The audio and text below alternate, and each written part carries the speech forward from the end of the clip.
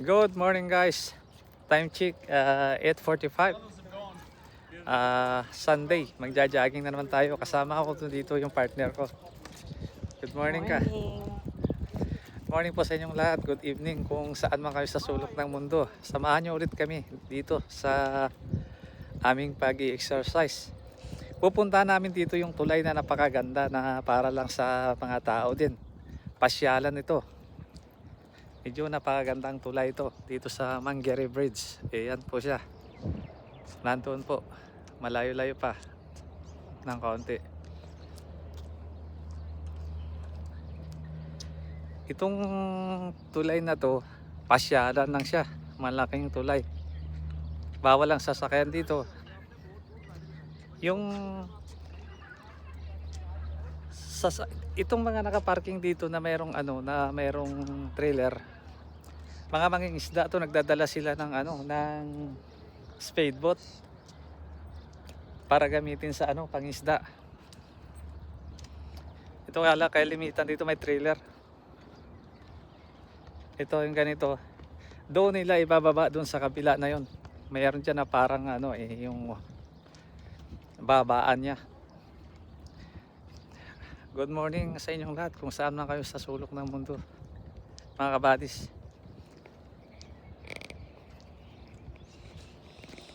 Samahan nyo kami ngayon sa pag-exercise ulit. Parating na tayo dito sa sa gandang tulay. Good morning. Malapit na tayo dito sa yung binababaan ng ito yung mga trailer na may dala ng bangka nila. Magpapalaot yan sila diyan eh. Mangingisda sila. Pero dito nila ibababa yan doon sa may simula ng tulay. Ito kalimitan dito may trailer. Ayan. Para lang sa bangka yan. Yung mga trailer na to. Mga isda ng mga to.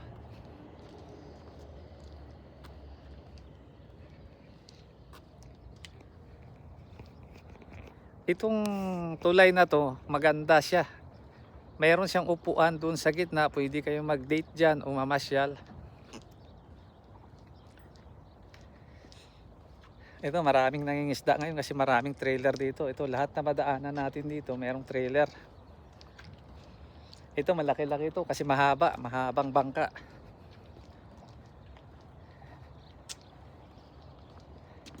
Ito guys yung mga upuan. Yan kung mamasyal ka, mag-sightseeing ka, titing ka ng sunset, ito yung mga upuan. Ito. Ayan, ito mga upuan na to. Pwede ka magpasyal o pwede ka mag-picture dito sa may railings dito. May nakalagay dito 24 hours a day, 7 days a week. Bawal yung alak dito, hindi pwede magdala ng alak. Ayan o. Bawal yung alak. Ito mas malaking trailer tong isa na to.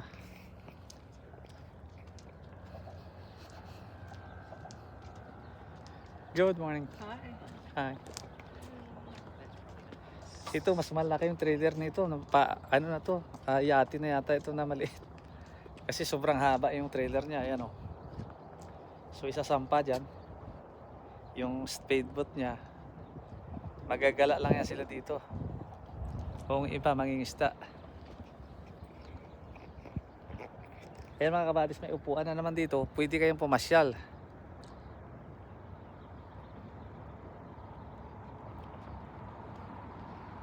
Medyo ngayon, low tide. So dito, pwede mo po dito. Pwede kayong magbaon ng pagkain. Wala lang alak.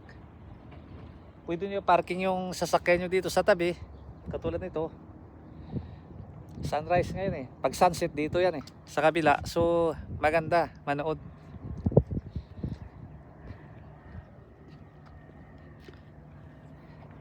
Ito mga kabady, sundan natin. Mayroong magbababa ng ng morning.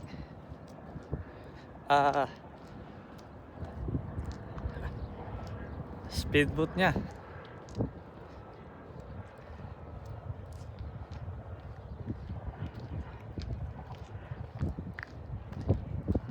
Ito, ibababa niya doon. Ito mga kabadis, ibababa niya dyan sa baba na yan. Ito,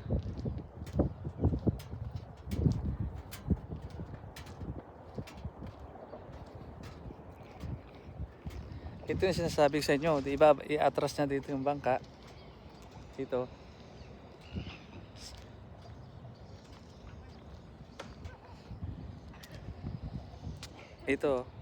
Ito niya, dito niya i-atras yung bangka diyan. Diyan mo ibababa yung bangka mo, i-atras mo pati yung trailer mo. Tapos babalik ka doon, paparking ka. Ito may bagong dating dito, gagawin niya, i-atras niya. Itong ano na to, itong bangka na to, aatras siya dyan, dito. Diyan mo ibababa yung ano mo, yung bangka mo.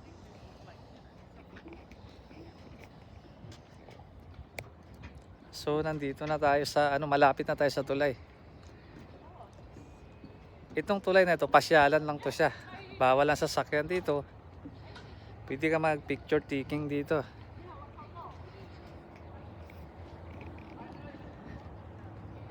Ito, napakagandang tulay pero hindi siya masyadong mahaba. Wala yatang 1 kilometro ito. Pero malaking tulay.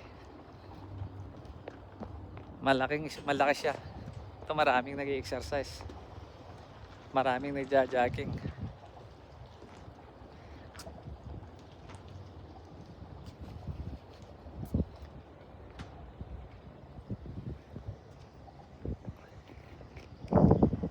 Ito po yung tulay na sinasabi ko para lang sa atin na mga nagja-jogging.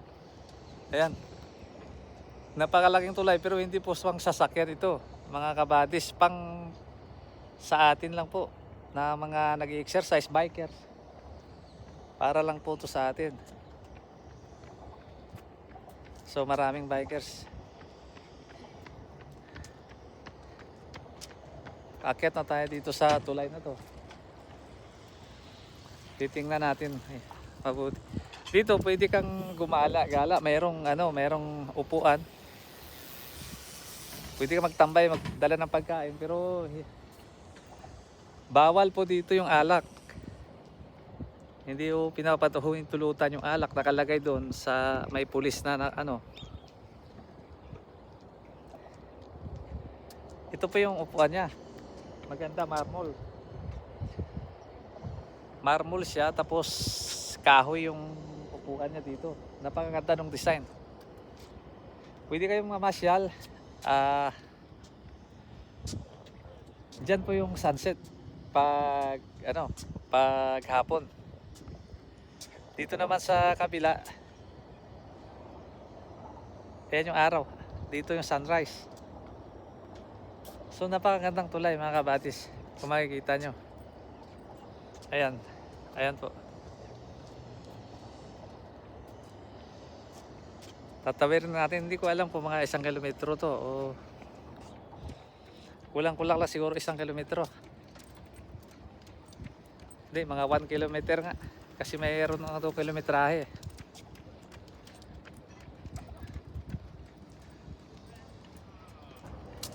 Ito pa yung ibang upuan niya. Upuan naman, upuan. Marmol din. Tapos pwede ka masyal dito. Pasyalan lang to. Yung iba dito namimingwit. Mga namimingwit. Yung kabila, motorway yan eh. Motorway 1. So maraming nagja-jogging mga kabadis. Makikita nyo,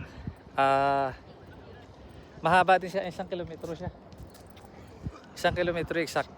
Oo, kasi nandoon pa yung dulo niya. 1 kilometer siya.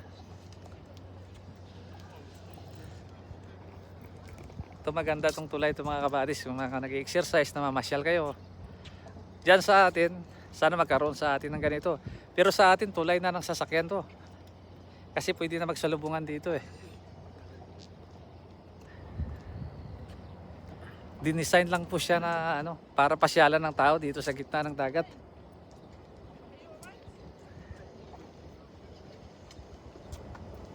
Ayan po. Dito naman yung design niya na parang Golden Gate. Ayan po. Yung design niya. Stainless po lahat yung hawakan niya. Maganda yung hawakan niya lahat. Ayan. Dito pwede ka rin magtambay.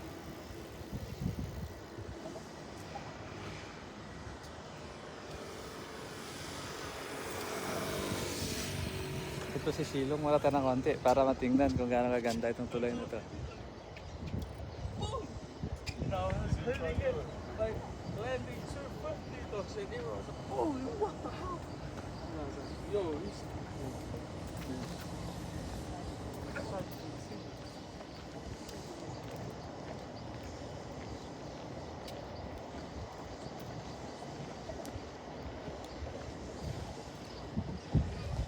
Yung kabila ito mga kabadis,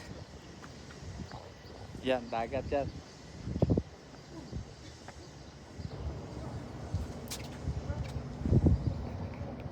Ito naman ay ito yung mga nangingisda dito. Ayan yung mga speedboat na yan.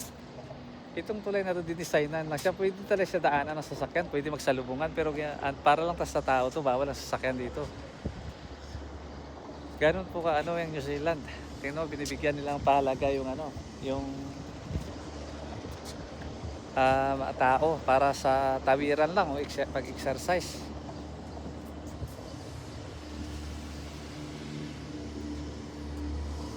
Yung mga kabadis, yung mga nangingisda, yun, nangingisda ka siya. Ayun. Ayun. Yung nangingisda dito, naka-speedboat. Mga 1 kilometer lang siya kasi galing doon sa pinagmula natin. Yan yung dulo niya.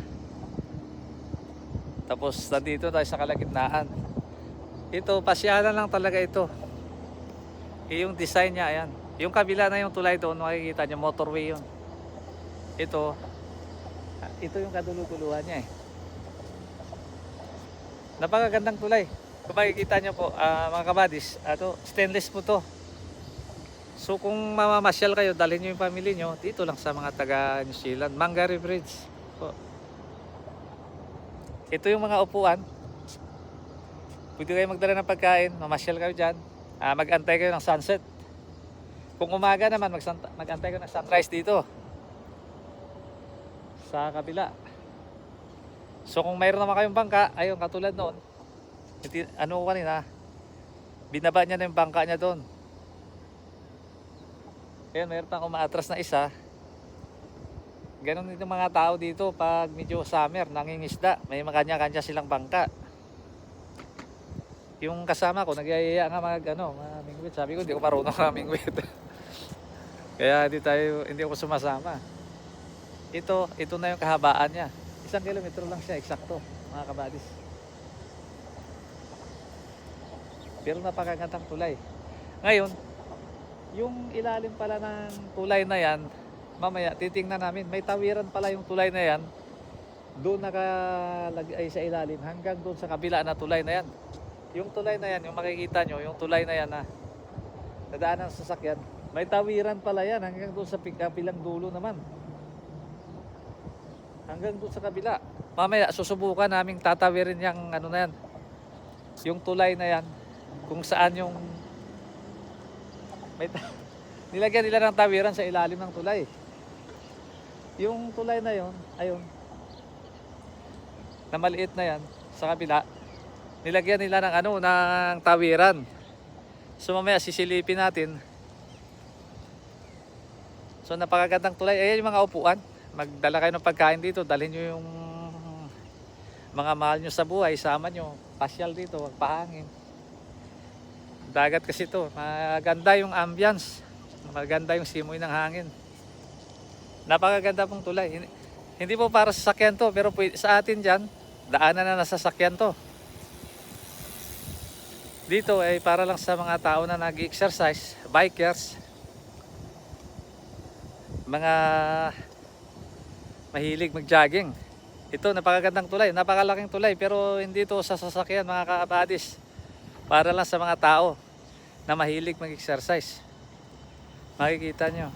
Ngayon, yung sinasabi ko doon na yung ilalim pala ng tulay na yan, ngayon ko lang napansin, may daanan pala dyan, may tawiran. Medyo mahaba yan. So pupuntahan natin doon sa bandang dulo na yon, yung tulay na yun ng motorway. Kung may may tatawid tayo, susubukan natin kung bukas yun doon kasi sinasarado doon sa puno na yon. Doon sa simula na yan, ng puno ng tulay na yan. Titingnan natin kung makakatawid tayo. Napakaganda mga kabadis, napakagandang tulay. Yan yung mga 1 kilometro lang siya. 1 kilometer lang. Hindi katulad nung pinuntahan natin nakaraan na lagpas ng 2 kilometro yung isa na yun. Inano ko. Hindi naman umabot ng 2 kilometro. Kulang-kulang 2 kilometro lang. Yung isa, 1 kilometro, lagpas siya. Ito, mga 1 kilometro lang to. Ayun lang yung dulo-dulo niya eh. Yan.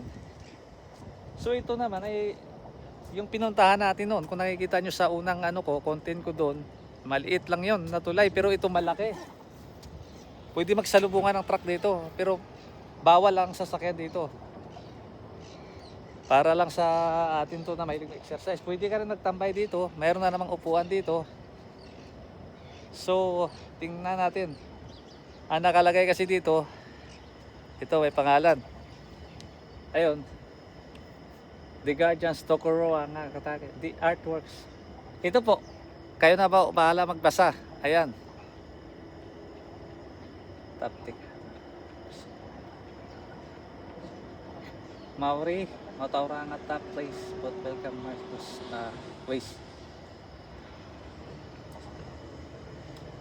Maori monuments ito. Itong na to, symbol ng Maori. Yung lokal nila dito. Ito. So, ito pa. Hanggang dito yan eh. Mayroon dito na upuan pa rin.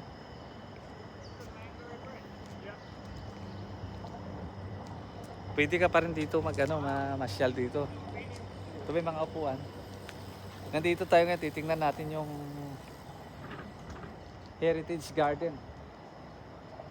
Ito, kung makikita nyo, Heritage Garden, ayan siya. Ang nakalagay po mga kabadis ay Old Mangere Bridge, Heritage Garden. So, ito po yung tinatawag nila Mangere Bridge. Yun yung pong inanggalingan natin. 1 kilometer po siya. Napakaganda. Pasyalan, kung dito lang sa mga taga New Zealand, kung gusto nyo Mangere Bridge. Mamingwit, pwede mamingwit doon sa taas. Kung mayroon naman kayong spade boat na pangisda, pwede nyong dalhin dito. Malawak yung parkingan. Sobrang lawak yung parkingan. Napakalawak ng parkingan ito. May CR, kompleto lahat. So sisilipin natin ngayon dito yung yung tulay na ito. Yung tulay na sinasabi ko, may tulay pala dyan sa yung tulay na yan, may daanan pala ng tao sa ilalim. Tingnan natin kung makakalusot tayo doon. Subukan natin. Nakakalusot tayo. So hanggang dito na lang po mga kabadis. God bless po sa inyo. Salamat po sa suporta. Like, follow and share po sa mga kabadis natin saan mang sulok ng mundo. Shout out to sa inyo. God bless. Hanggang dito na lang po.